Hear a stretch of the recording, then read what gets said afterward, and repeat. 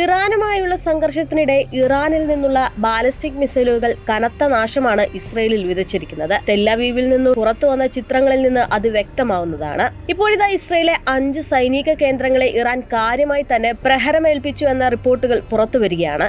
യുഎസിലെ Oregon state യൂണിവേഴ്സിറ്റിയെ ഉദ്ധരിച്ച് British മാധ്യമമായ ടെലിഗ്രാഫ് ആണ് ഇക്കാര്യം റിപ്പോർട്ട് ചെയ്തിരിക്കുന്നത്. ഉപഗ്രഹ ഡാറ്റ വിലയിരുത്തിയതായാണ് ഒറിഗോൺ സ്റ്റേറ്റ് യൂണിവേഴ്സിറ്റി ആക്രമണം വിശദീകരിക്കുന്നത്. 12 ദിവസമാണ് ഇസ്രയേലും ഇറാനും തമ്മിലുള്ള സംഘർഷം നീണ്ടു നിന്നിരുന്നത്. എന്നാൽ ഇസ്രയേൽ കാര്യമായിട്ടുള്ള നാശനഷ്ടങ്ങളൊന്നും പറഞ്ഞിരുന്നില്ല.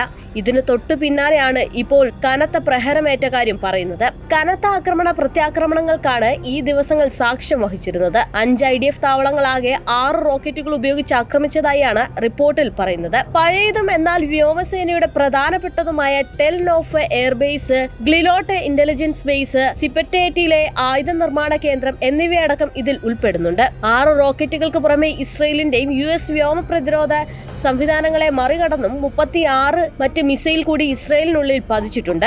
ഇതിൽ 28 പേർ കൊല്ലപ്പെടുകയും 2305 വീടുകൾക്ക് കേടുപാടുകൾ സംഭവിക്കുകയും ചെയ്തിട്ടുണ്ട്. 2 സർവകലാശാലകളും ഒരു ആശുപത്രിയും ഇതിൽ ഉൾപ്പെടുന്നുണ്ട്. 13,000-ലധികം ഇസ്രയേലികളാണ് ആക്രമണം മൂലം വീട്ടിൽ നിന്നിറങ്ങാൻ നിർബന്ധിതരായത്. ഇസ്രയേലിന് നേരെ 500-ലധികം ബാലിസ്റ്റിക് മിസൈലുകളാണ് ഇറാൻ വിക്ഷേപിച്ചത് എങ്കിലും അധികവും തടുക്കാനായി എന്നാണ് ഇസ്രയേൽ പറഞ്ഞിരുന്നത്. 1100 ഡ്രോണുകൾ വിക്ഷേപിച്ചതിൽ 1 മാത്രമാണ് ഇസ്രയേലിനുള്ളിൽ ആക്രമണം നടത്തിയത് എന്നാണ് ഇസ്രയേൽ വാദിക്കുന്നതെങ്കിലും അതിനെ മറിച്ച് ആണ് ഇപ്പോൾ വന്നിരിക്കുന്ന റിപ്പോർട്ടുകളും. പ്രതിരോധിച്ച മിസൈലുകളുടെ എണ്ണം ഉയർന്നെങ്കിലും ഓരോ ദിവസം കഴിയുന്തോറും പ്രതിരോധ സംവിധാനങ്ങളെ മറികടന്നെത്തുന്ന മിസൈലുകളുടെ എണ്ണം വർദ്ധിച്ചതായും റിപ്പോർട്ടിൽ പറയുന്നുണ്ട്. എന്നാൽ എന്തുകൊണ്ടാണ് പ്രതിരോധ സംവിധാനങ്ങളെ മറികടക്കാൻ ഇസ്രയേൽ മിസൈലുകൾക്ക് എന്ന് പറയുന്നില്ല. അതേസമയം ഇസ്രയേൽ പ്രതിരോധ സേനയുടെ താവളങ്ങളിലും മറ്റ് തന്ത്രപ്രധാന സ്ഥലങ്ങളിലും നടന്ന ആക്രമണങ്ങളെക്കുറിച്ചുള്ള വിവരങ്ങൾ സൈനിക സെൻസർഷിപ്പ് നിയമം കാരണം ഇസ്രയേലിൽ പ്രസിദ്ധീകരിക്കുന്നതും തടഞ്ഞിട്ടുണ്ട്.